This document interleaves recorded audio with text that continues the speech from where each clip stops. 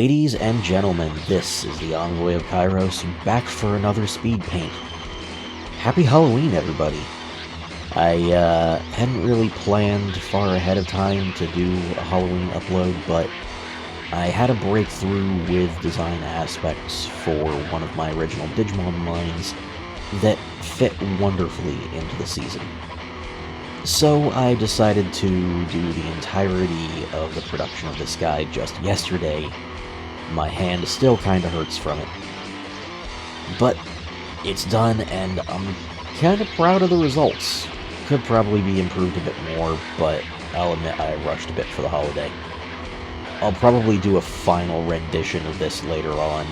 For now, it's largely a proof of concept. So, this is NUCLEAMON.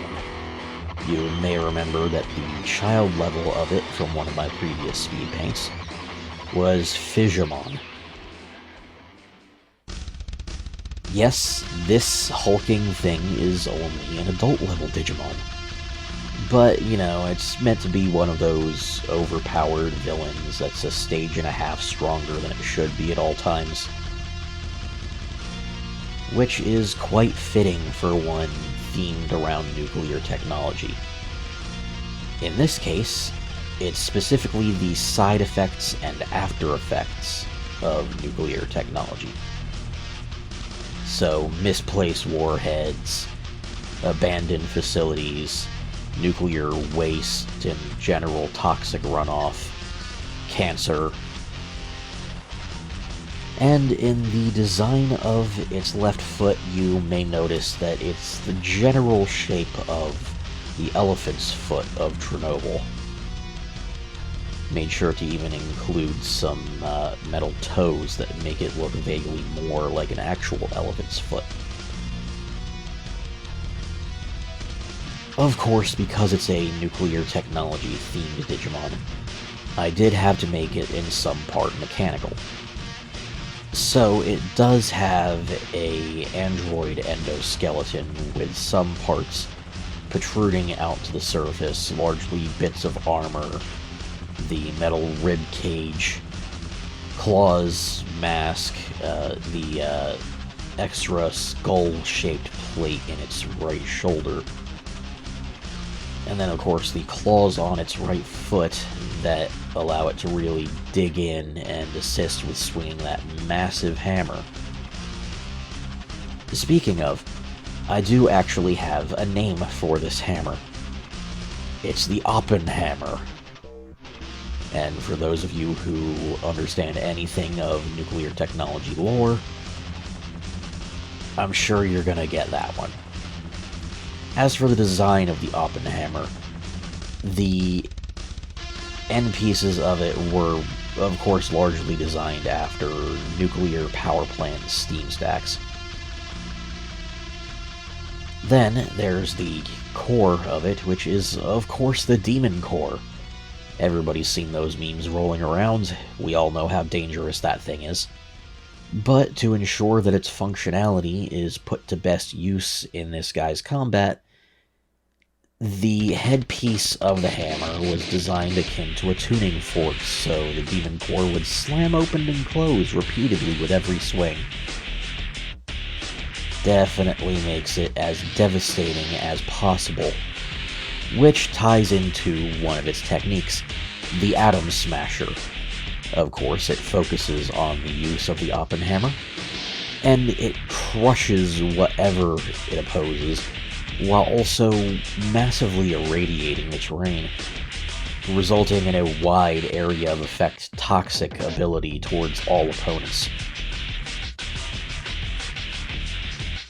Then, of course, up on its back and across its chest, you can see a lot of rolling, bulbous black masses. Of course, being based on the side effects of nuclear technology, I had to give it components reminiscent of cancer. So, there it is with a ton of tumors, which then ties into its second attack, the Carcino Claw. It cleaves at its opponents with its left hand, radiating mass amounts of gamma from its palm and through its claws, irradiating the opponent's wounds upon slashing at them, essentially causing the near instant growth of debilitatingly large tumors, both having a very potent toxic effect, and of course slowing the opponent down and making it far easier to land more devastating blows.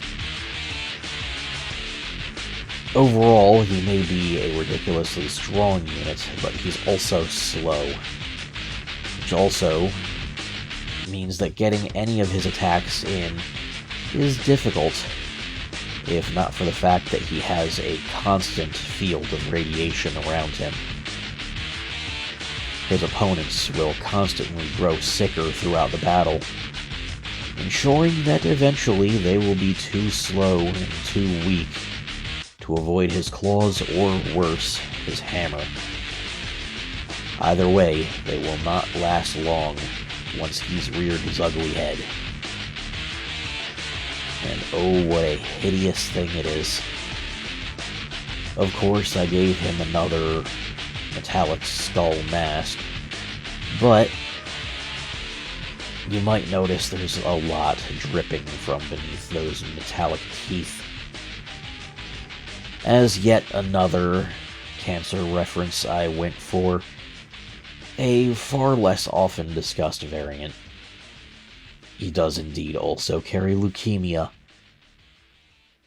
and this has resulted in a lot of toxic blood flowing from between his teeth. Just try not to get too close if he coughs, or the results will be very similar to what happened to that old man when he drank Edward Norton's blood nut soda.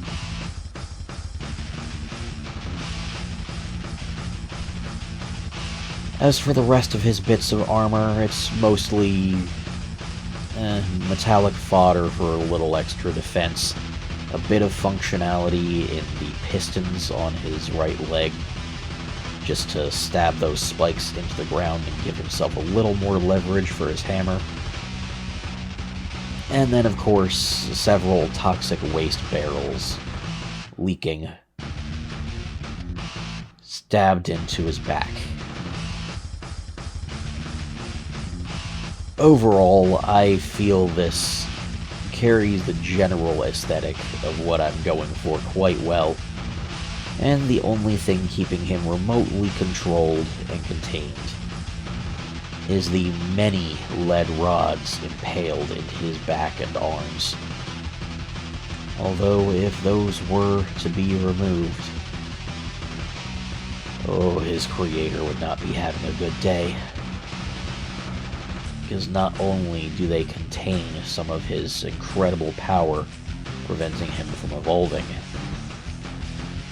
but they also allow his creator to maintain control of him and ensure that he doesn't turn on his master and start destroying everything else he has created. Well, we all know how those tropes go down in this series. All it takes is one fight to go wrong for the heroes to think they're winning, only to make things so much worse. But, for now, this is the completed NUCLEAMON. And eventually, I'll be coming at you guys with his perfect level, which will be so much more horrifying. Ladies and gentlemen, this is the Envoy of Kairos signing out. And I'll see you all again soon for another wonderful speed paint. Next one's another commission for my boy Gast. See you all next week, and if you're following my other content, look forward to another Bayonetta episode tomorrow. Later.